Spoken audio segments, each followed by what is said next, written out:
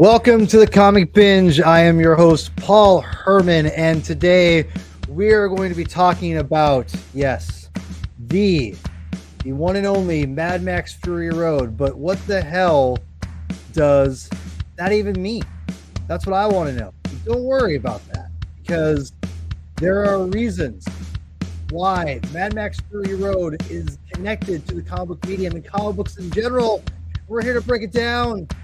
First, before we get all that preamble bullcrap, please go ahead and, subscribe. It only makes sense because we do good work here. I think we do good work, so that's all that matters, right? But yes, I appreciate everyone who already has subscribed, like the video, yada yada yada. So again, super excited to talk about this amazing topic today. People are probably wondering what the hell it's all about. Well, say no more because it's about to break it down. So first, I'll bring on El Corazon himself, Javi Trujillo. Javi, how are we doing today, sir? That's me. What's up, Paul Hermano? How are you, sir? I am well. I am well. Thanks for asking. How did you like the 4K? Tell me the honest truth. It was good. It was good. Love the Atmos mix. Love the increased, resolution that 4K offers. The stability that a 4K disc offers. So a nice upgrade. I can get rid of that old Blu-ray at half price books and see what comics I can find. So yes, there you go. And for those who don't know, we are talking about Fury Road 4K. I was able to gift that to Javi, so I'm glad you got a good which home. I'm very appreciative. Of course, my friend. You're my brother. You know this. You're El Corazon for a reason. So anyway, glad to have you here talking about Fury Road and everything. So thank you for coming. Next on the list, we've got Mr. Baby himself, Nico. What's up, dude? Dude, very happy to be here. Very excited about this. When you told me about this, I think about a month or two ago, I was really excited. I didn't know the connection either. And when I found out the connection, I was game. And now experiencing the connection, I'm even more game. And I just can't wait to talk about it. Yeah, exactly. And so before we move on to the next guest, the last guest, last but not least, but before I get to him, I had to ask you, you're from Chi-Town, right? Yes, sir. Yes, sir. Okay. How familiar are you with Alkaline Trio? Ooh, not at all. All right, moving on. Anyway, but I would love for you to go into detail later on. It's a pop punk band that I love, and I was blasting them today. So, okay. Alkaline Trio, they're legends. They're Chicago legends, man. Come on, Mr. Junior Dad, Mr. Music. You guys love Kiss so much. There's some other great bands out there besides Kiss. In 1975, I hear you, Caruso, Papa Nick. I know you listen out there. I see you out there. Anyway, I miss you, Papa Nick. I hope we have you on. You're out there somewhere. Last but not least, we have Rob, Sketchcraft himself. Rob, how are we doing today? Better than that joke or that reference you dropped there for a second. What? Yeah, doing all right. Doing okay. Look, I just watched like 4 hours of Syphil and Ollie. Don't shame me. All right. You watched 4 hours of Syphil and Ollie? I love it, man. Damn. I love it. I just leave a Zaffo. Yeah. Mm-hmm.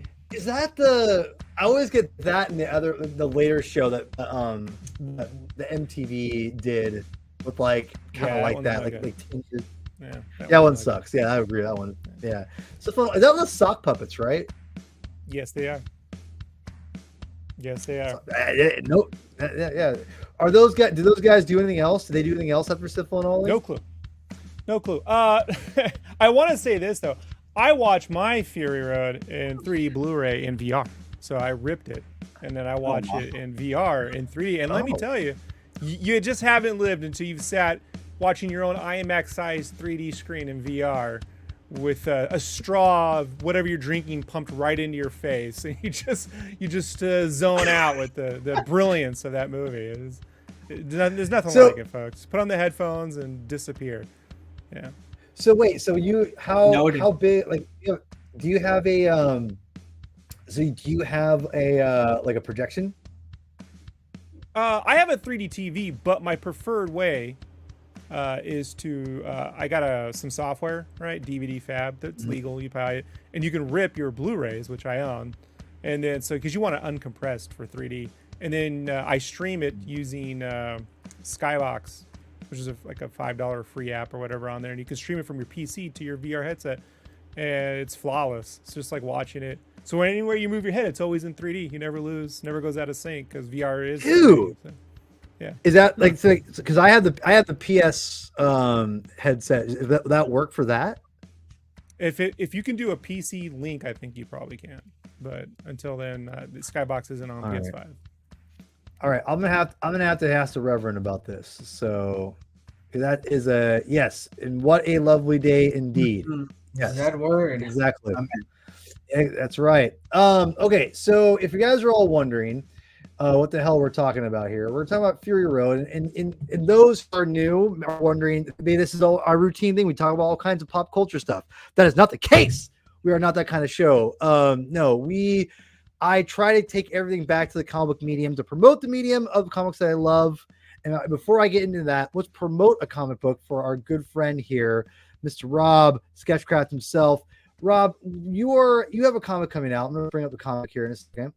Spawn Kills Every Spawn, and I'm very excited because it's one of those things where we're going to be talking about like your work, which I'm very excited about. Tell us about this comic that you got coming out in a couple weeks here. A couple weeks. No, it's coming out in July. July. I'm sorry. I meant months. Excuse me. Yeah, it's going to debut at San Diego Con, I think, is where it's going to launch. But yeah, but no, it ships in, so you can get it on previews right now. It's already up on Previews World. So written by John Layman, originally written by Todd. He did the story, and then Layman took over, and colored by my buddy Rob Nugent, and then drawn and inked by myself. Yeah, so it's basically about this. They did 2 other books, like Spawn Kills Everyone. And this is sort of like a reboot on that idea in a way. It's kind of a different take on the character. Because when I came on board, I'm like, I'm changing everything. So visually. So no offense. Like I just was like, I'm just not drawing a baby. So it's just basically like the worst Spawn. I call him Chibi Spawn, whatever they call him in the book. I do not know. But I call him Chibi Spawn. And so Chibi Spawn basically is the worst Spawn. He can't possibly ever be the best, so he just decides to kill all the other spawns, so he's the last one standing. Is basically. I love that. That's dope. Yeah. That is. Cool. Look at this detail, man. Look at how the splash page just is incredible detail, man. Oh, thanks. Yeah, I've put in maybe 7 billion Easter eggs, so like you can see the Akira reference right there if you know what to look for. There's a manga spawn from the toy, which is my favorite spawn of all time. Also, on the previous page, there's pizza boxes you'll see hidden throughout the issue with Todd Father's Pizza. So, like, there's that kind of stuff that I've just... So, and the if you look at the hook on the first page that's going through OG Spawn's chest, right? Go back one more. Go back to the big ripping apart this page. one? Yeah. Sorry. Yeah, the hook on the end going through his chest, that's the same one from the movie. So, like, nice. That, right? So, it's been a minute since I watched that. They told me don't ever put the movie in there for licensing issues, but I'm like, it's a claw. What are you gonna do, right? You can't, But I think maybe 3 people will ever figure that one out. Yeah. And then my personal favorite was the one that I got to add to the issue or the story was I always wanted Spawn. Spawn's surrounded by bats, right? You always see Spawn with bats. I was like, why doesn't he have like a bat buddy, like a little pet buddy? Like I've always thought this, and I even have fan art I did where I put like a bat with him like years and years ago, like 10, 12 years ago. So in this one, I gave him a buddy. His name Buddy. The bat's literally named Buddy, which is sort of a take on Todd always calling everyone Buddy, right? He always goes, hey, Bud. So his name is Buddy. That's cool. He's got a little purple bat familiar who helps him kill things and like takes off his cape and puts it up. There's like 800 secondary like I don't call them animations, but like if you ever watch Buddy, he's just doing other stuff. Like he's always helping him out or being helpful. Like right there, you can see him holding the bomb on the top panel. Like he's helping him out. There's his little, he's very supportive. He's a supportive little guy. I love it. He's Batman, if you think about it. So there's so many ways you can do this. Yeah. So No, is that's it awesome. is it a No, spoiler to ask if the Spawn Nitro riders make it into the book? That action figure line? let me just tell you, my plan is to eventually put every Spawn toy in the book as soon as I can get everyone on Nice. board with this. So do me a favor, whatever you want to see, bug John Layman with it. You know what I mean? Because Okay. I'm You always got it. just putting everything like that. That truck right there was the original Violator truck from the first line of the Todd Toys Series 1, but it never had a tongue, the original Violator truck. And so I grew up in San Diego, going to San Diego Con. So I went in '93 back to con that year, and I really bugged this. There was an older lady running the toy booth. It was like one. She was sitting there with the prototypes for Wave 2, like the Bad Rock and the Malboja. And I was like, you got to give the Violator truck a sticky tongue. Like, you know, sticky hand? It's got like a sticky hand, right? And she was like, you're like 15, man. You know, aren't you too old for this? I'm like, you're never too old for toy. What are you talking about? Yeah. So this was my chance to give it sticky tongue. Sticky hand tongue, right? It's got a big tongue. Yeah. Yeah. oh, that's amazing. You're 15. You're supposed to be like, you know, smoking marijuana and like going doing it. No, give Violator a goddamn sticky tongue. No. Yeah, no. I'm eating mini powdered donuts and reading and drawing Spawn and Savage Dragon and Bone. That's what I'm doing. Pretty much. I'm pretty much with you, man. I never did a drug in my life, and I definitely was not cool like that. People are probably like, you should be out doing cooler stuff. I'm like, I'm just gonna like play my bass and watch football. It's very uncool things. But like I said, if you are a fan of the toys and the games and all that stuff, just buy it for the backgrounds alone. It's like I've put an ungodly amount of time into things that like me and 15 other people are going to notice. You know. Yeah. But it was fun to make those things somewhat canon, right? It's kind of a parody book. So it's not really, but you know, yeah. You are a phenomenal talent, and I don't mean that. I've always thought your work was great when you've shown me like this stuff before, and like I can't wait. Go pick out this book. It's Spawn Kills Every Spawn. Go pick it up. Support Rob. He's a great dude. He's been on the show a bunch. And here's the thing I love also.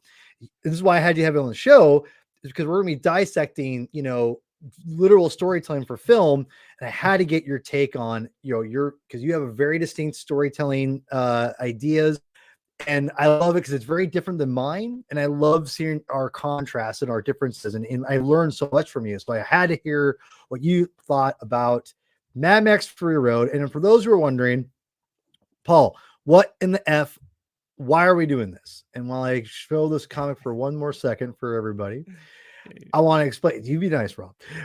No, so here's the deal. So Mad Max Fury Road, you're probably wondering what's going on here. What happened was a couple months ago, I was just kind of in preparation for Furiosa, which is coming out here, obviously in a few weeks, which I'm super hyped for. Like a lot of us are. I mean, Furiosa looks effing incredible. Let's be real, right? I was researching, just kind of like, oh yeah, Fury Road's one of my favorite movies, right? Like I should probably, read up on this. I started doing some like casual, I'm just gonna read about, the Fury Road, whatever. And as I'm showing you pictures of Furiosa, which just looks incredible, and I started reading. I got this interview, and I started reading about the conception of the film and everything, and I knew a little bit of what happened, everything, and then. Lo and behold, there was a quote from Zoe Kravitz of all people. Yes, Catwoman herself, the beautiful, very beautiful Zoe Kravitz. She said the script was really weird. It was like reading a comic book. And I was like, hold up. Comic book? What the hell is this all about? So I had to get down to the nitty gritty. And I went and you can just Google it, right? You can just Google script, Mad Max Fury Road script, right? And this is what it looks like. It literally panels like a comic book. And I was like, well, I'll be damned. It's like a comic book. And when I say that, it's literally pages and pages of 500 the same pages. Yeah, it's a lot. And these are all done because if you guys don't know, this is what happened. George, I forgot to get a picture of him, so I apologize in advance. George Miller, was basically convinced to do Mad Max Fury Road, and instead of doing it the conventional way, which was write a script, yada yada yada, he sat down with comic book artist and storyboard artist Brendan McCarthy, and I'm not sure if whoever else in there, but I'm pretty sure he was one of the first people to help develop this from the ground up. He's a huge Mad Max fan, and I'll get to him in a second. But him and George basically wrote Fury Road by storyboarding. They did not write a conventional script. That all came afterwards. So Brendan and George Miller and other people, they brought in. There's a great book called something Chrome. It's making of Mad Max. It's on Audible. Everything you can buy and read it. I listened to it. I'm almost done with it. It's not super long, but it's super rad. And they talk about how they took the story by doing all panels, all storyboards, and then put the words in later, right? And if you look back at Mad Max Fury Road, it makes sense because there's barely any freaking dialogue in the first place. And it's because they use the visuals to tell everything of the story for the most part, right? So if you're wondering like where the connections start, well, I think the biggest one obviously is the script. We're going to get into that here in a second, but I want to give a little bit more background for some of these other people. And an awesome, cool announcement, which I'm going to hear in a second. So George Miller, Brendan McCarthy, some other script people, but pretty much he's credited as, thank you very much, Javi. This is why I have Javi as there. George Miller decides to take the story and they develop with Brendan McCarthy, some other script people, try to develop some of the dialogue and everything. And they keep going and they have a lot of start and stops. Okay. But in the meantime, they keep pushing on.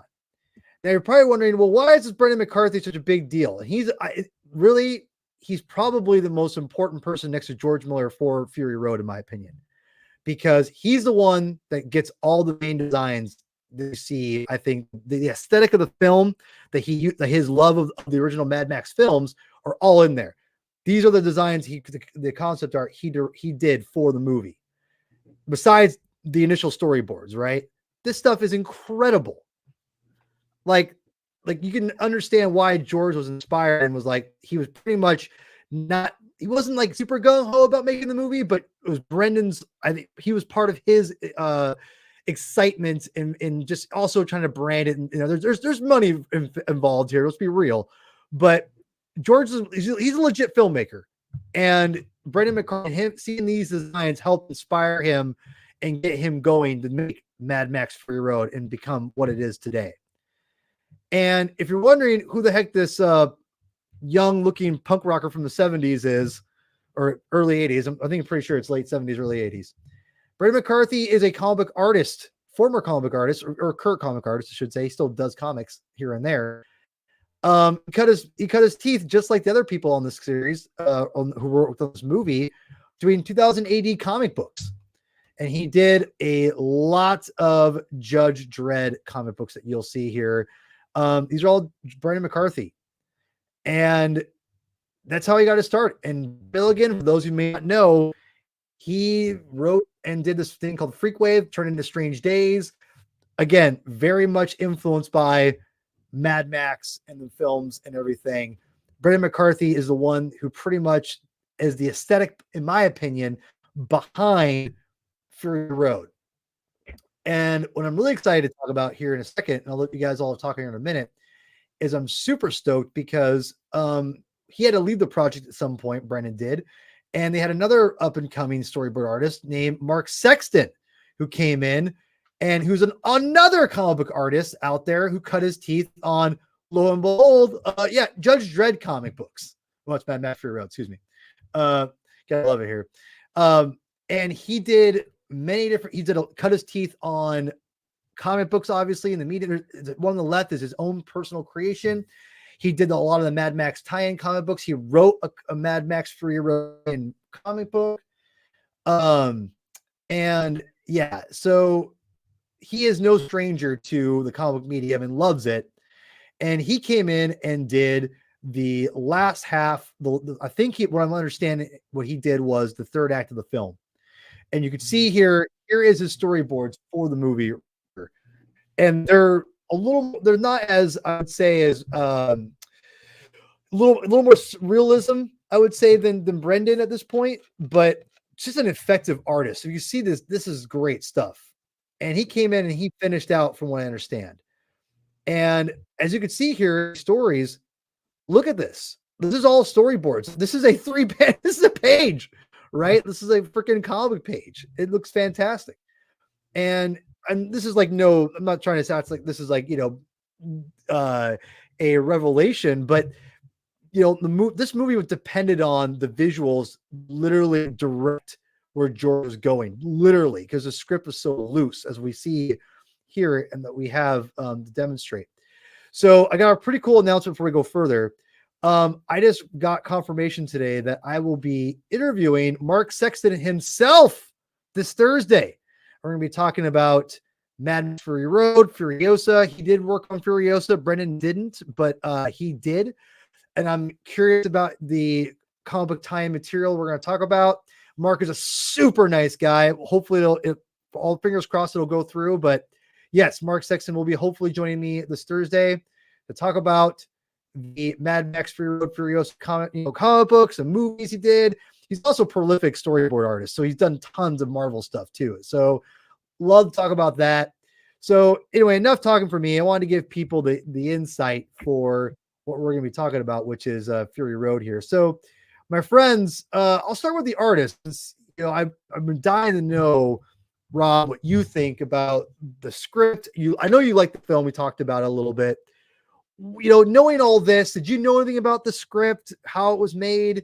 I'm sure it's not the only film that's done this, but it's not very often you hear about this. And just tell me your history with the movie itself. Well, I mean, I grew up with Road Warrior and the original Mad Max, and Thunderdome was like a staple in the 80s. What does that mean? I don't know. Can you guys hear me? You're good, man. Yeah, it's him. So it's always Paul. So so yeah, I've been a George Miller fan since the 80s. He proved. I remember doubting him when it came to Happy Feet. I was like, there's no way, this stupid dancing penguin movie. And when that little penguin jumps off the cliff to go save everyone and find the world and teach the world about helping penguin, I was like, there's no freaking. I mean, I cried. I was like, this goose got me. He's got me, right? He's got me on that leap of faith. How many just? I'm gonna sure up just thinking about now. And somehow the little penguin does it. And I'm like, this fucking George Miller's a fucking genius, dude. And so like, I met my wife in 2004, and I had been telling her about George Miller's Justice League, right? Since day one. Yeah. And when the movie when a Justice League movie finally came out, she was just like, fucking, this won't end. It's 20 years of hearing about this stupid movie, and I'm like, no, this wasn't the one. I wanted the George Miller one. So no, I saw Furiosa in the theaters. I took a bunch of people or Fury Road who could have cared less, and they all came out converts. So he does something when he's on point. Miller does the thing that I love the most from a film director, and Cameron does this, and old school Lucas did this, Spielberg, old school Spielberg, and sometimes Spielberg does. It's where you have this transference moment where you are no longer watching a story, but you're participating in it. You're there with them. You're right over the shoulder with that. You're like there, and I can't explain to people how you do that, right? I don't think that's something you can write on a page. Storyboards get you so close. There's just this magical moment where you sync up with editing, you sync up with pacing, you sync up with music, and you have to see the whole thing. And I think Miller sees the whole thing from the beginning. Yeah. Even if it's just a feeling, because every film he puts out has a feeling to it, a tone, more than a narrative. And the closest thing to this process that I can explain or show you are from two directing teams. One being the original Matrix films. If you go look at those, there was The Art of the Matrix, where the Wachowskis hired Steve Skroce to Yeah. basically illustrate a bunch of stuff like comic book pages, and they intersected it into the script. So when they pitched it, they could show, what they were trying to do. And then they shot the movie just like that material. That's one. But in terms of a director doing it himself, you can see this on the Hayao Miyazaki documentaries, because Miyazaki and anime directors do not write scripts. They draw the story. The storyboard is a script. So they really have the vision from the beginning, and they draw it out. And you can't animate anything until the script is done, because that's literally, the storyboards are done. Sorry. So, and I keep telling people, like, in a visual medium, it makes the most sense to me that if you're going for a visual, sequence-driven, emotional thing, you should be drawing this stuff out, and not just to say, oh wow, look, we drew it, a guy swinging a bat. It's to gain the sense that you're experiencing the feeling of what you're trying to do, more than because like with these movies, they're never explaining to you, oh, then bombs went off and Lindsey Graham cheered and no one cared. Like, it doesn't tell you what happened. You know what I mean? It doesn't explain any of this stuff. You just gotta you if it didn't have the emotional core, whatever. It strikes in a different person, because Mad Max is so unique. I can't think of any universe quite like it. It's almost like 5 different universes. Every movie's a different Mad Max multiverse, because they don't feel connected in any way, and yet they're purely. It's because Miller is aging and Miller changes, right? And whoever he's working with, he's filtering through his unique sense of whatever, man, je ne sais quoi. But this is exactly how I feel Star Wars films should be done, how Marvel films should be done. And this is where James Cameron drew out, storyboarded the whole films before Terminator, Aliens, Abyss, T2. He did a lot of that work. Not so much in the later films, because he did more to do, but he's there right in the beginning doing all that. And I just think it just makes it like that right there, that top frame, the leap, that's in the movie. Mm-hmm. And that's just something, and I'm not knocking writers at all. But I do think this is something that you can't teach. You have to do. Yeah. Because so much of writing courses right now are based around the story structure and, the 5 arcs, and there's a 3-act and maybe a 5-act. And I've read them all. I've listened to all the speeches. I've read them all. I've read all the books, the Save the Cats, all that stuff. I listen to Writers Blockbusters every week. Yeah. I know all the stuff. And all of that at the end of the day means diddly squat. You don't need plot. You just need an engaging story. It's called show, don't tell. I don't care about the plot to a film or to a movie or to a comic. I care, like, if George Miller showed me a man walking from his house to 7-Eleven, that's going to be a hell of an experience. It's going to be riveting. Yeah, it's going to be riveting. Right, and it. You just go, oh man, what would he do? What would he do? It doesn't matter. Like, the plot, he just had to go to 7-Eleven, but here's the crap that happened. That doesn't mean every film should be that way, but I definitely think that if you're going for, a Daredevil, a Batman, it needs more of this and less of, you know what I mean? The Dark Knight Rises. Okay, that's what I'm trying to say. It needs less Tale of Two Cities, and it needs more of this. That's all I'm saying. So. And I want to. That's beautifully put, because I think the thing about Fury Road is that the essence, the moral of the story is, freedom and,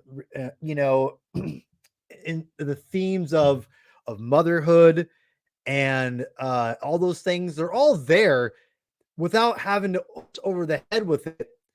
Well, and I think I'll make one point, and I'll shut up because everyone else needs to speak. But before I'm going to forget, this ties in.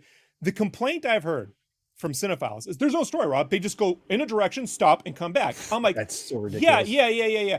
But here's the point. The point is, they believe their world is dead, and there's a better place out there somewhere else. It's on Mars. It's on the gated community. It's in the billionaire's yacht. It's wherever it is. Not here. Here's screwed. There's better. And when you get there, you realize it doesn't exist. It's not in your imagination. Yeah. The only thing you have to make the place you came from a better place. You're not going to be able to run away from this. It will catch up with you. It will follow you. So, like, you have to participate. You have to make a change. And it's going to be hard, and a lot of people are going to get hurt in the way. But that's the only answer. So that's what the movie's saying. You know. Hell yeah. Well said. Well said. All right. So I'm gonna go with Mr. Baby next. Mr. Baby, you love cinema. And I know you love comic books. I do. I know you love I love them comic both. books. You love them both. I'm trying to get you to love comics more and more these days, and I'm working really overtime for it. And Javi loves to point out cinema whenever he can. You know, you give me your history with the movie and everything, and then talk about like your inner, you know, seeing the what we just talked about, the whole comic book connection and everything. Yeah, man. First of all, everything that Rob said was incredible. It's gonna be really hard to follow that. I'm just gonna say, yeah, Rob's hard to follow. Great knowledge, man. And I do love just him bringing up kind of the common cinephile complaint of this movie. I think as someone who, like, I don't know, gets put in the same category as cinephiles, there's times I really don't want to be, because I feel like a lot of film criticism, everyone says they want show, don't tell, but a lot of criticisms I see are the critics wishing they were told something. So I love that you brought that up. So for me, this is one of the coolest movies ever, Fury Road. I mean, I should be honest, but I don't have a big connection to the franchise. My dad does. I remember watching Thunderdome with him when I was younger. He threw it on. Thunderdome was so good. And I had a good time with that one, but that was my only exposure. I'll tell you what's crazy. I'm gonna blow all your minds here. I did not see Fury Road in theaters. You missed out. So I missed out. So my like really big film explosion happened in like 2017. Fury Road was a movie where like it wasn't something that I wanted to go see at the time. And then it wasn't until I watched it when it released on home video. And I watched it with a friend of mine named Jim Lawley. Shout out to Jim Lawley. And we were just blown away by it. And we were kicking ourselves that we never saw it in theaters. And so I've just always really enjoyed it. And my relationship with it never went farther than that. It was just this film I thought was incredible. I would revisit, I would show it to people, right? What's funny though is, Rob, I'm jealous. You said you brought a bunch of people to see it and they were converts. A lot of people I've recommended this movie to don't like it, and it hurts my soul. That's different. No. See, that's and I never recommending films or comics or anything to anybody. I tell people what I like. Now taking someone to a theater, taking someone to a theater opening weekend is a different thing than saying go see it, because absolutely, because they're in the theater, you got this group collectiveness, right? You get the whole. They have their attention, it's focused once you get past the 40 minutes of freaking commercials. But if you tell someone to go watch something, this is great, they're 9 times out of 10 they're gonna hate you. They never like the same way. So I learned the hard way. Yeah, never do that for a lot of things. But so this is something I've always just come back to and have enjoyed. And obviously when they announced Furiosa was coming, I'm also a big Anya Taylor-Joy fan. So it was like two worlds colliding, right? In the perfect way. If you follow me on Twitter, you know this, or if you know me, you know this. And then that just, I think, reignited me, going back to and talking about Fury Road. What was really amazing with this experience that you helped us go on the journey with you, Paul, is being able to see this script, read through it, almost all of it, not all 500 pages. I'm so sorry. It's a lot. There's a lot. Being able to look through this all and just being blown away at just the way that this was crafted. I had never seen a script like this. I've heard of it. I know there was a recent interview James Gunn did where he says he does some drawings on his scripts, but not like this. So I'm like, oh, that's sick. So then when you show me this and I started going through it, I was amazed. And then I was like, okay, let me play the movie. And every now and then I'm just going to like swipe the iPad and just see. And like Rob said, I mean, so many of these shots are in the movie. And it gave me such what a cool experience this was this time, because it just reinforced a lot of what Rob was saying. Like, this movie has such incredible visual language that it's the whole thing. And you said something earlier, Paul, there's barely any dialogue in this movie, and it sounds like the same thing in Furiosa 2, which I'm excited for. But man, this is going to sound like a crazy take, but stay with me. this movie could almost have no dialogue and it would work Yeah. incredibly well. Because Yeah, you absolutely. get everything in the story, like Rob was saying, you get it all, you're shown everything. It's very simple to follow, right? In my opinion, but you're so captivated, you're so immersed, right? And I agree with the sense of men. I wish more directors had this strong of a You, vision, especially from a visual standpoint prior to making their films. I mean, when you see that, like I already love the movie, but when I see that script put to the screen and the way they showed, because the movie's so focused on the action too, you have to draw that. You have to show that on these pages for a team to really be able to execute that, right? And I love hold on one second. how the writing, You yeah. said you said it could almost operate with no dialogue, right? Yeah. I just struck me. I think you know what else could probably work with no dialogue as well is Akira. Like I think Yeah. there's a very Yeah. similar thing here. It's different. I know probably with the science and the magic and the psychic, you actually don't need any of that. It's communicated so well visually. You people would still have to grunt and speak and yell, but you don't need any of it to. It could all be in a foreign language and you get what's going on as much as it would. Yeah, yeah. Amen, Yeah, man. no, totally. So beautifully said. But yeah, and just to wrap up here it was for that. That's why this movie works so well. Is the execution is so strong because from the get go, George and the team they know exactly what they want to convey, and it's not something that not trying to crap on other movies, but a lot of these films that they kind of do the VFX as they go, or they're playing around with stuff in reshoots, right? Like, I mean, man, like this is so clear. You're watching this and seeing the script. I would really recommend for people to look through this and then watch the film again if you're listening to this, because it really makes the experience that much cooler. And I can't wait to see what he does with Furiosa. And like we said right before the show started, I imagine the Furiosa script is similar to this, and I would love to see that one day. Yeah, and that's something before I throw it to you, Javi, that's something I'm really excited to ask Mark Sexton here when we interview him on Thursday, because he worked on Furiosa, and I haven't researched enough of the movie, or I'm not even sure if it's been acknowledged out there yet, if that's the case. So I'm curious if he did. I'm assuming it's probably along the same lines. Who knows? But either way, I can't wait to interview Mark here in a couple of days. I'm super stoked. El Corazon, Javi, we talked about this movie. I was really curious, because me and Javi are on like multiple group chats. And it's like, true. I just want to make this very clear. If this is for Javi to pretty much only know, just know that like you and Chris and the Spidey Dude guys, like you've taken a certain piece of my life that I had been missing from. I've told you this before. I'll tell you again. We talked to you so much. It reminds me so much of that person, and it means a lot to me. Just know I just love it. But because I know you love comics as much as I do, and you love films probably more. I would say we both love films equally, but you watch a lot more than I do. And I know this movie, I really want to see what you thought as you've been diving in more and more different kinds of comics and things like that through me and through, I think, Spidey Dude or whatever, your own thing, through, digital and everything. I was curious what you thought of, the movie itself, and also reading the script and seeing what Zoe Kravitz talked about as being that one long, a weird comic book that was created. So, yeah, go ahead and give us your thoughts, my friend. Hashtag cinema, just because hashtag cinema. That's your favorite thing to trend on Twitter is hashtag cinema. Hashtag music. Yeah.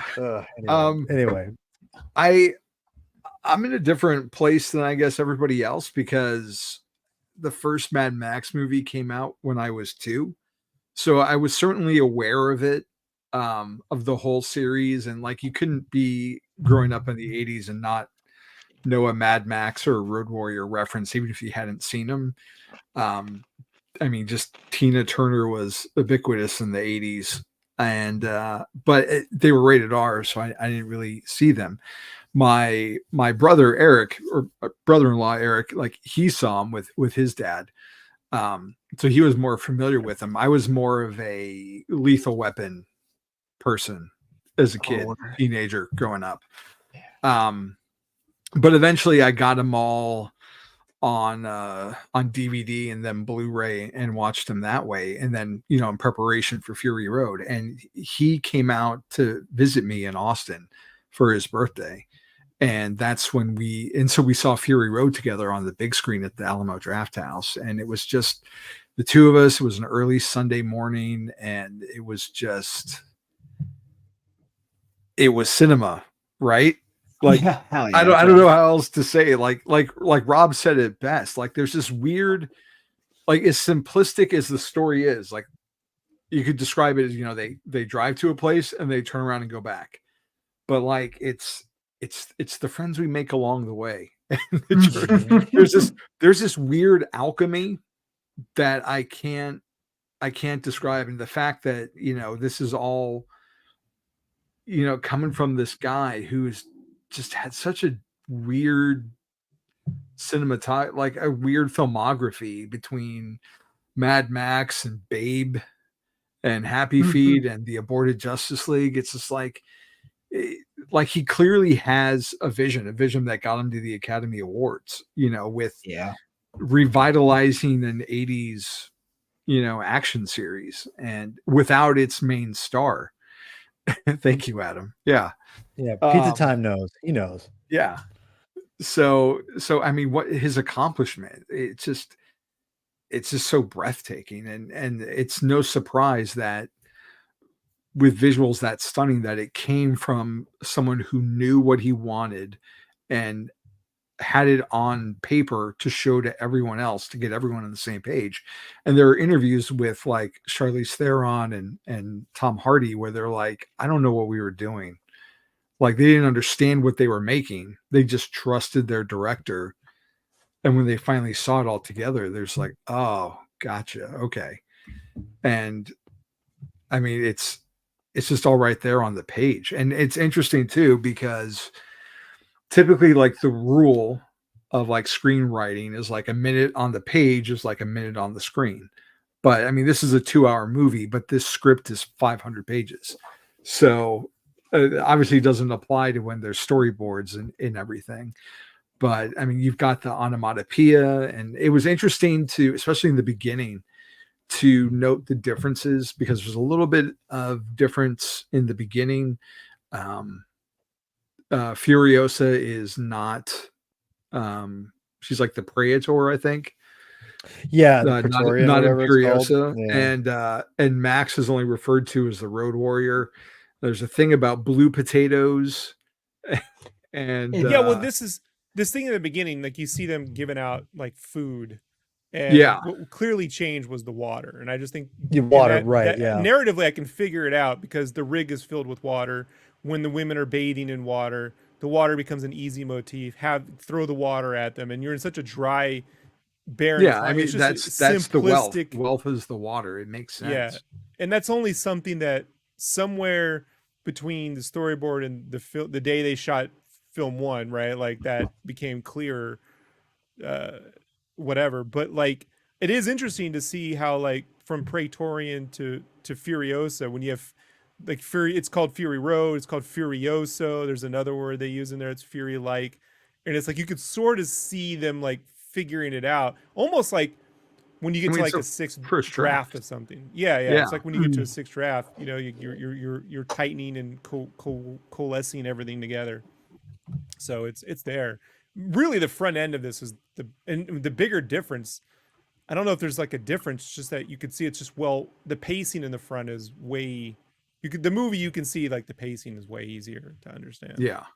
And while I do agree it's something you can watch without any language, but the way that they converse, and part of it's, you know, Australian versus the US, but part of it's like this slang, like this dialect that they have that's almost Frank Miller like in its delivery, you know, like a lot of it reminds me of like the Mutant Gang from The Dark Knight Returns. That's what you made me think of right away, man. Slice and dice. Yeah. To be fair, he got that from Road Warrior. Like, right. Go back and rewatch Road Warrior. Wow, no way. yeah, it all comes from Road Warrior. Yeah, the first one was 79. Back to Mad Max. So. Yeah, Yeah. 100%. Yeah. Which, okay, before you go any further, I just want to say for the record, I don't like this movie. I can't get into it. Well, It's very different. Look- It's low budget revenge pick. It's an independent movie. yeah. I get it. Yeah, The apocalypse part doesn't really play into it. yeah. Bro, you're right. You're right. Go ahead, Rob. Yeah, I mean, you have to watch, High Plains Drifter and Death Wish and Easy Rider and like those kinds of things, and sort of see, okay, if I had less than $1 million, how do I do this? Like it's like watching it. Really, Mad Max 2 Road Warrior is like Terminator 1 to Terminator 2 in a lot of ways. Oh, absolutely. It's a good I would say, analogy, yeah. I would say it's even bigger because Mad Max was very just crazy. I mean, it's such an important movie, and I think in filmmaking, because it really did show you that this, again, people don't know there's like that book I was telling you guys all to read about. I think I forgot something in Chrome. I'll look it up here in a second, but George Miller was a doctor, like full on doctor, and like made this movie and funded it by helping people on the sides of streets, like patching them up. And like that's what he did to help fund this movie. It's like this guy is like, I'm gonna be a doctor, but I'm also want to be a filmmaker. It's like, how baller is that? And not like he was rich. He was like, okay, I'm gonna make this. People are like, you're insane. Like you're gonna waste your time and money. Cameron's very similar in that his dad was an engineer, his mom was an artist, and his whole family came from military and engineers, and it's like, he was supposed to be an engineer, and it's just like that. Well, that was mind, in a way. When that mind, he just kept pursuing it, but just did it out on the streets, right? Yeah, exactly. But I mean, you clearly see a person who has a not clinical, a detailed mind that knows an order and a process. He's methodical, and you can't go through any form of training, right, like that, whether if you're law, engineering, science, medicine, and not have some sort of medical mind. I mean, Jim Lee was medical illustrations in college, right? Yeah, he was. Right? So you can sort of see that being applied to. That's why when people try to copy this, right, it's like it always falls short because you're seeing the artist. Like you can't emulate an artist's thinking process, and part of creating Thunderdome is probably the most you could probably replicate because there's so many Star Wars like jokes in there. Like there's that whole Han Solo scene where he does the run in and run back, and it's probably the most commercial version of all those films. But even then, the most you can do is the spoof of Mad Max, like in Weird Science or something. I think like that's probably the closest anyone's. Which I love that. I love that so much. Yeah, I have a teaching degree. I really like to think maybe no one. Yeah. You guys have a nice play. Yeah. Oh, it's so good. It's so good. No, but and before we go any further, it wasn't because I bought these all in 4K to rewatch the first one again. I was like, I remember when my wife and I watched this back in the day. We're like, and I'd seen Thunderdome a crap load when I was a kid. My dad watched it all the time, and I watched it all the time too. I love this movie. I know this is not the most beloved of the Mad Max films, but I grew up on it. I think it's pretty good, to be honest, me personally. Well, great Struzan poster, right? So, yeah. Well, that's not the Struzan one. That's the other one. But Struzan did a Mad Max poster. Went to another guy. But but this poster still rips, in my opinion. It's but this movie is a fucking incredible. Like, I'm which sorry, one looks more like the commercial movie, right? Like, just go back one. Yeah, go back one, right? Oh, Labyrinth. Oh, I love that. Look at it, and then go forward. Oh shit, like which, right? Like mom, like that's the VHS case parents aren't letting you rent, right? No, we're not doing this. Yeah, right. Yeah. No, this is pretty good, and I love this movie so much. It's so good. It's just legit. like straight up legit. And I don't know.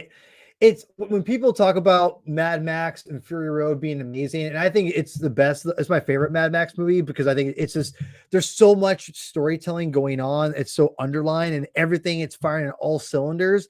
But I do not mince words when I say this. I think Mad Max 2 is barely just a hair behind. It's so good. It's legitimately a phenomenal film in my opinion. And I'm not sure if y'all haven't seen it in a while. I've been meaning to watch this bad boy in 4K soon, but I think this movie is incredible. This is a great movie. So just want to say that. Javi, I have took too much of your time. Please continue with your final thoughts on the you're talking about the script, I think, before we interrupted. Oh, dude, I lost the plot now. It's just so well thought out, and you just see it all. And the fact that I think what also makes it stand out is like 80% of it was done practically. And it's like, how do you organize that? Well, you do it by having detailed storyboards like that. I mean, there's wire removal for things, Furiosa's arm, but like most of it was done for real, and like it shows in the movie, and it's just that adds to the impressiveness because we're so used to green screen or the volume now, and you half accept it. But like here, it was all Right. they were 200 miles from anything, just in the middle of nowhere. And Dude, you that's just a got to cool shot. imagine, dude, it's just Let's be and honest though. miserable. Yeah, but let's be fair. I recommend you check out a YouTube channel called Hugo's Desk, Hugo is a professional compositor, and they follow up with no CGI is a lie. And so you can see the CGI in this film. They just take you through all the work and the tricks to make that seem like it's not happening. So we're in a weird place with visual effects marketing where it used to be it's got the greatest technology, go see the movie, and now it's got no technology, we did it all for real, and it's like not true. So I just say that because there's a lot of volume shots and CGI in Furiosa, and I fear people are going to go, it just isn't better because the other one was all real, and the other one wasn't all real. It Yeah, wasn't, I agree. Yeah. and Miller made that Happy Feet movie, which has an animation style I loathe. I hate the Robert Zemeckis Shrek realistic art design. I can't stand You it. hate Shrek? You're a monster. Visually, good, fun story. Visually nightmarish. Just it's dumb. So, but Happy Feet has a brilliant story. It's told by a master, and I just think like this practical versus digital thing doesn't actually exist unless you're talking about a completely digital film. There are no completely analog films today at all. Yeah. Whether right. it's a digital camera, digital compositing is being done on something somewhere, whether you think it or not. It's all happening. So I hear you, and I know what you mean. You want it to feel tactile. You want it to feel real, but real is an illusion. You feel things are real when you're playing video games. I mean, watch. Have you seen people ever take the controller and try to move the freaking thing? And it's like not moving, man. It's not that kind of game. Or they it does now. Yeah, well, no, Thank you, those games PS5. suck. Isn't it weird? Those games suck, right? When they actually do move with the controller, you're like, that's horrible. I hate that. No, I turned it off. Yeah, right. I screwed it up. Yeah, when it actually really does helped. that, right? When it actually does it, you're like, I hate this thing. It's just doesn't want it to do. Then yeah. So I just, again, that thing it's not real, But I do agree with you. I think the difference between this and what was coming out at the time. Look, there was a lot of real shots in The Dark Knight Rises, and it's like it's a boring chore to get through most of that film. And I love Nolan's works, but that movie is like, how long are we taking here, buddy, to remove a bomb from a city? You're like, are we doing this? Like it's supposed to be a joke. Like, just slow it Preaching down. to my choir, man. You're preaching to the choir for me. I think this has the energy of what music videos used to have, or like the trench run in the first Star Wars film, right? The ending to the first Jaws film, where you're right there and the shark's coming after you, So I wouldn't get caught up on that visual effects thing because that's just marketing. And you know, and I agree, but I think that what's cool about, I think, Matt, I mean, we all agree, is Fury Road just uses so much that it blend when they use CGI, not all the time, because like you said, there's definitely CGI stuff that's obvious, I think, in Fury Road, but at the same time, when you're using practical effects the right way, and I think, you know, way it's supposed to, when you have shots like this that use, you know, obviously some CGI to enhance certain things, it doesn't feel like you're watching CGI. That's the whole point, right? And I think that's what. Yeah, I but a think, Miyazaki George, film isn't real, right? When you're watching a boy and a no, heron, right, none of that's real, right? Like, right, but right. No, does it feel real? yeah, Sure, it feels. When I'm watching, you know, Princess Mononoke, it's more real to me than the Phantom Menace. You know why? It's that's completely hand fair, yeah. drawn. So like, I hear you, but it's just what's bad. What bothers me is artists are the ones that visual effects artists get the shit end of that stick, guys. You know what I mean? They're the ones that are Right. being told, "Oh, your work sucks. We need less of it." And it's like, no, my work's there whether you think it's there or not. You know, I mean, go look at 1917. Tons of visual effects work. You know, it's Yeah. not all in camera. You know what I mean? Like, I need to see that movie, tons. by the way. I always hear Yeah. great things Oh, about it's that really movie. good. I've not seen it. God, I need to It's see that not movie. actually one continuous shot, right? They didn't line a camera up for 20 miles and shot continuously, you know, for 3 months. Yeah. That's what people get. You know, I need to see it. So I heard it's great. I need to check that out. Tom Cruise didn't really fly the jets in Maverick. All right, like that's not, it did not happen. I refuse to believe this. I refuse to believe this. So yeah, so Javi, when you're reading the script, did you feel the comic book like kind of aesthetic in it at all? Like, because it definitely, at least, maybe I'm being biased here, but it did for me, I think. No, I don't think you're being biased at all. I mean, it's the way that comic books are told a lot now, with the exception of like Tom King, who likes to throw in his 9-panel grids like every other page. Like modern comic books nowadays tend to be more in like a widescreen panel format. I forget what I was reviewing the other day. It was obviously something Batman, and it was like there was like 4 or 5 panels, and everything was like a widescreen panel, like just going from the top down. So like that's kind of what Kind comic of like books this. yeah, like that. And that's kind of what, you know, modern comics are, a lot of them are becoming. And you throw in like the onomatopoeia that we talked about, where you see like blam in the script itself.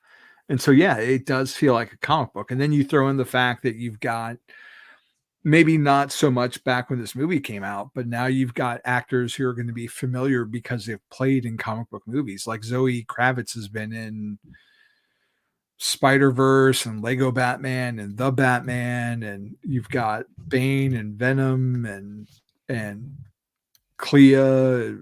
How many? And then, you know, Thor's in the new one. So it's, you know, they're kind of merged now because everyone's in a comic book movie anyway. So you're going to see that also on top of it, subconsciously probably, or at least I do.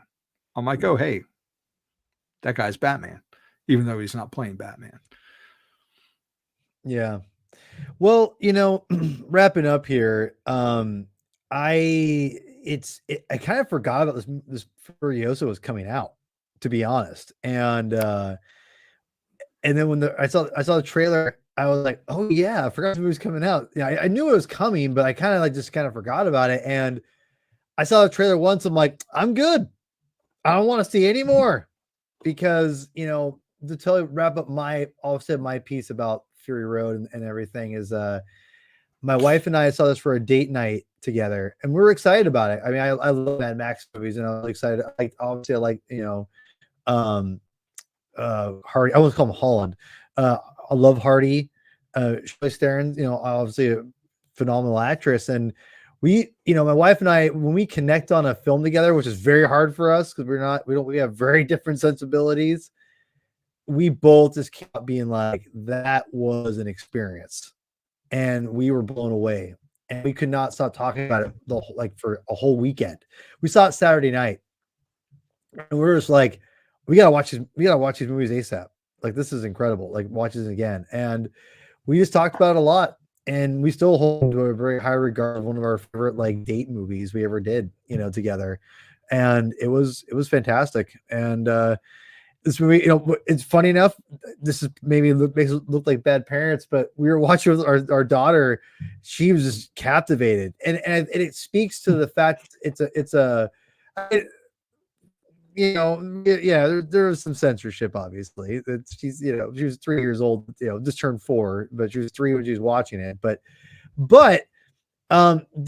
she was stayed captivated because of how vibrant it is, how energetic it is, how colorful it is, and just because there's that what Rob talked about, how like there's a fluidity and there's this the story is paced a certain way because these people who are doing the story are like, they're not just doing it because of like 3-act structure or whatever. They're doing it based upon the movement of where the characters need to go naturally and visually, and that is captivating for anyone, even with short attention span like a child. And it's just fascinating to see that all together, and just seeing that on and again, going back to the script and how it looks like a comic book, because the panels pace everything out, and that's why George is able to get exactly where he needs to go and do the things he needs to do, because he knows exactly the angle, the shot where he needs to go to get the story and to get the the action, like in this shot here.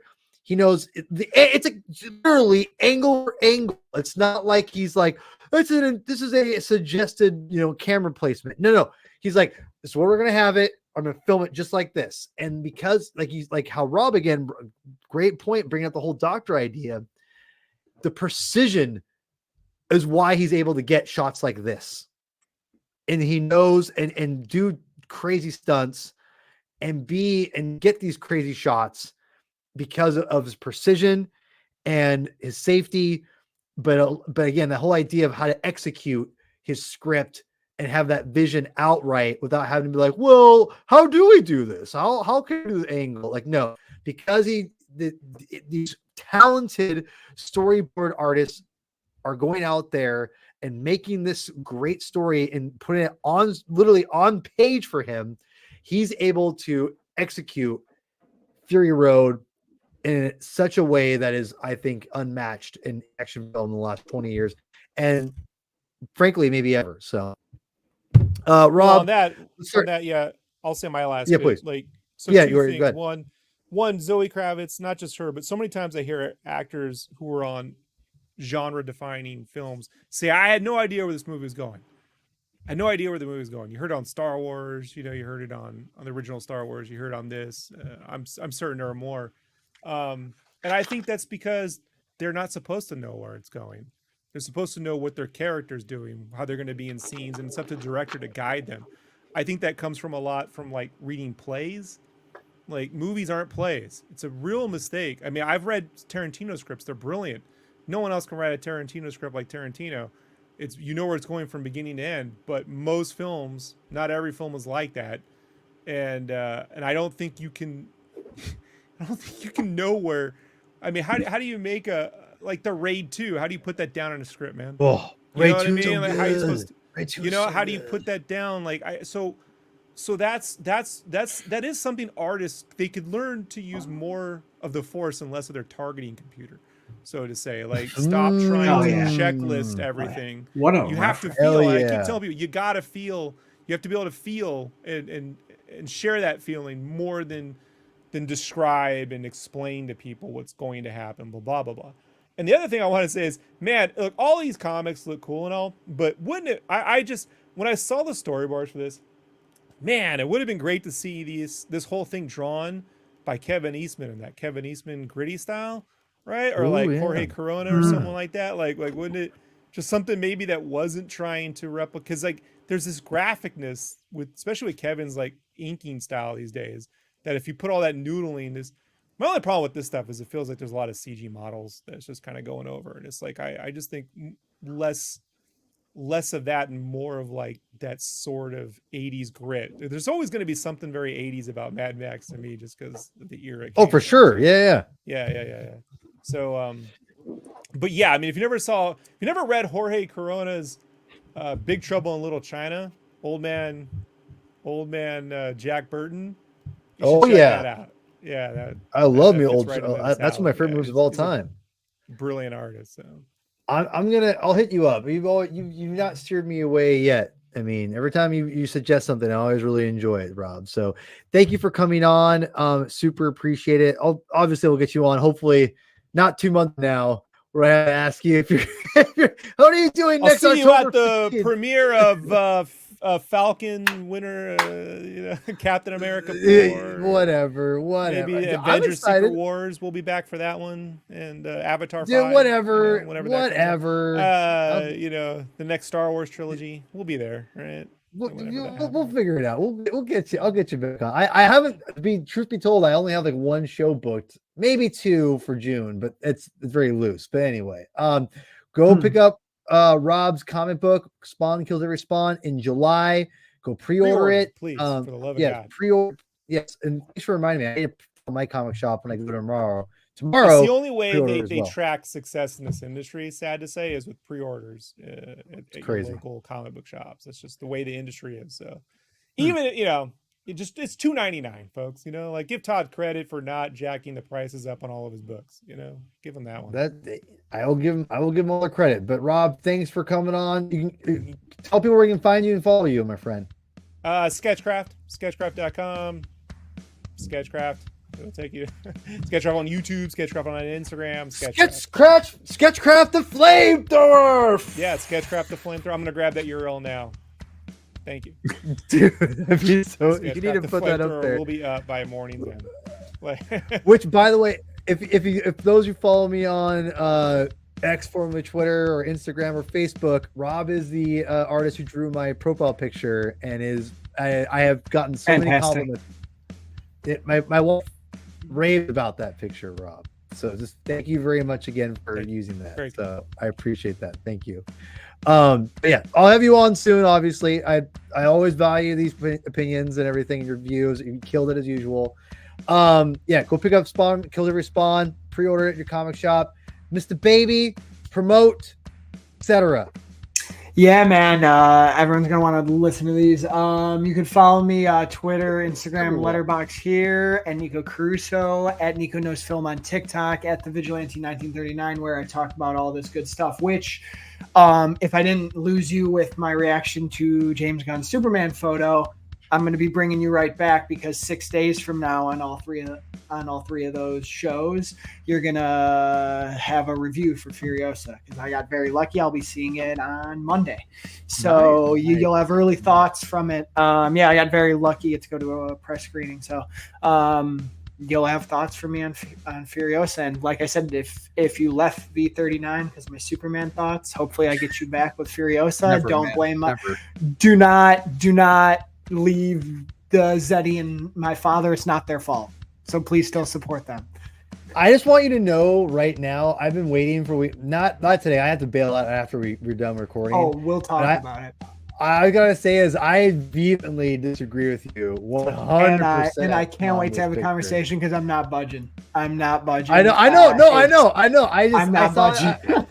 I saw your response. I'm like, God damn it, Mr. Baby, we're gonna have a little talk. All right. So anyway, I appreciate you coming on, man. You're coming on in a couple weeks, right? For the council, right? When the council assembles, when the web forms, I am here. So you'll see me there, my friends. Web of life. Web of life. Web of life calls me. And when I go back into the Hobbyverse, come on, I'm gonna be going back to the Hobbyverse. Yeah, the Hobbyverse is where it's at. El Corazon. Floor is yours. I'm everywhere, man. The JamesBondDossier.com got the review for Garth Ennis's issue 2 up a week or two ago. Almost ready to film the next episode for Up to Speed for Wally West. It's been a while. I think I'm going to have to do a quick review of the new McFarlane Wally West figure 2. So I'll probably get that in the works And up on Batman on Film, Batman and Robin #9 review dropped today. Yesterday, my long-awaited, both in terms of waiting for the product to ship and for me to have the time to film it and edit it, my review for my unboxing of Hot Toys, the Batman Deluxe Edition Batman figure. It's a whopping like 45 minutes of me taking it out and showing the different suits and accessories and the bat signal and all that. And that is up on Batman on Film's YouTube channel. Or you can just go to batman-on-film.com and hit the link from there. But that, and then Comic Binge. I hear rumor that Knights Never Die. We'll see. I hear a rumor. I hopefully it actually pans out, because this Knights Never Die rumor has been going on a while. It's been going on a while. Yeah. I've read the comic twice, by the way, already. So it makes matters worse. All right, everyone. Appreciate everyone who already has. Check this out. Comic Binge. Go subscribe, please. All that jazz. Really appreciate everyone who already has. And, Reverend's not here, so I'll say it for you. And I know Rob loves my slogan. Read more comics. Or how about I'll let you take it out. Watch what do you more want movies. to say, Rob? Watch more movies. And what's what you want me to say? Binge more comics. It's called the Comic Binge. Like, I know. it's You know what? Comic reads. It's called Comic Binge, man. Just brand yourself, man. Simple branding. It's not hard. You just refuse to do it. I love Rob. Classic All right, producer everyone. mentality. You know. It is. It really is. All right. Anyway, binge more comics, read more comics. Either way, just read them.